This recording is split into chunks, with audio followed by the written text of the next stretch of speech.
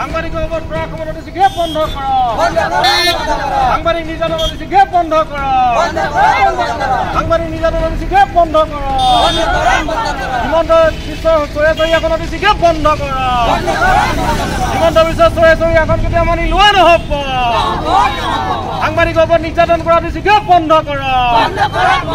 গণতন্ত্ৰৰ ওপৰত চলোৱা আক্ৰমণৰ নিচিগে বন্ধ কৰক। মানি লোৱা নহ'ব। হিমন্ত বিশ্ব স্বেচ্ছাচাৰীখন কেতিয়া মানি লোৱা নহ'ব। সাংবাদিকৰ ওপৰত চলোৱা নিৰ্যাতনৰ নিচিগে বন্ধ কৰক। সাংবাদিকৰ ওপৰত চলোৱা নিৰ্যাতনৰ নিচিগে বন্ধ কৰক। গণতন্ত্ৰৰ চতুৰ্থ স্তম্ভৰ ওপৰত চলোৱা আক্ৰমণৰ নিচিগে বন্ধ কৰক। হিমন্ত ইছলামী কেতিয়া মানি লোৱা নহ'ব। হিমন্ত বিশ্ব স্বেচ্ছাচাৰীখনৰ নিচিগে বন্ধ কৰক। হিমন্ত বিশ্ব স্বেচ্ছাচাৰীখন কেতিয়া মানি লোৱা নহ'ব। হিমন্ত বিশ্ব স্বেচ্ছাচাৰীখন কেতিয়া মানি লোৱা নহ'ব। সাংবাদিকৰ ওপৰত আক্ৰমণ হোৱা বিজেপি চৰকাৰ মুৰ্দাবাদ। সংবাদকৰ্মীৰ ওপৰত আক্ৰমণ হোৱা বিজেপি চৰকাৰ মুৰ্দাবাদ। গণতন্ত্ৰৰ চতুৰ্থ স্তম্ভৰ ওপৰত আক্ৰমণ হোৱা বিজেপি চৰকাৰ মুৰ্দাবাদ। হিমন্ত বিশ্ব স্বেচ্ছাচাৰীখন শাসনৰ নিচিগে বন্ধ কৰক। হিমন্ত বিশ্ব স্বেচ্ছাচাৰীখনৰ নিচিগে বন্ধ কৰক।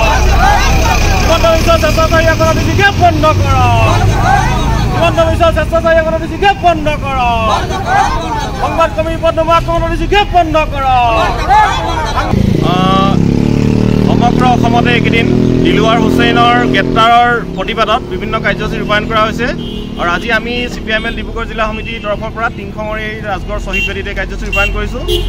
দিলৱাৰ হুছেইনে যিটো বিষয়ক লৈ এপেক্স বেংকলৈ গৈছিলে হিমন্ত বিশ্বই খুব ভাল পাব লাগিছিল, আদৰিব লাগিছিলে।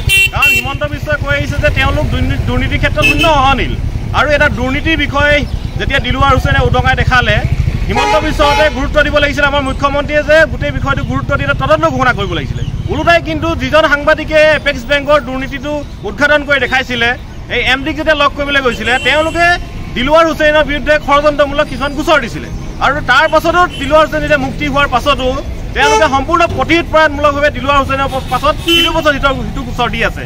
ইয়াৰ পৰা এটা কথা প্ৰমাণ হৈ গৈছে যে এপেক্স বেংকৰ যি দুৰ্নীতি হৈছে এই দুৰ্নীতি হিমন্তই গাপ দিব বিচাৰিছে আৰু দুৰ্নীতিৰ বিৰুদ্ধে মাত মতা কোনো মানুহক হিমন্তই কেতিয়াও সহ্য নকৰে। এইটো কথা ইতিমধ্যে তেওঁৰ আচৰণৰ পৰা স্পষ্ট হৈ পৰিছে।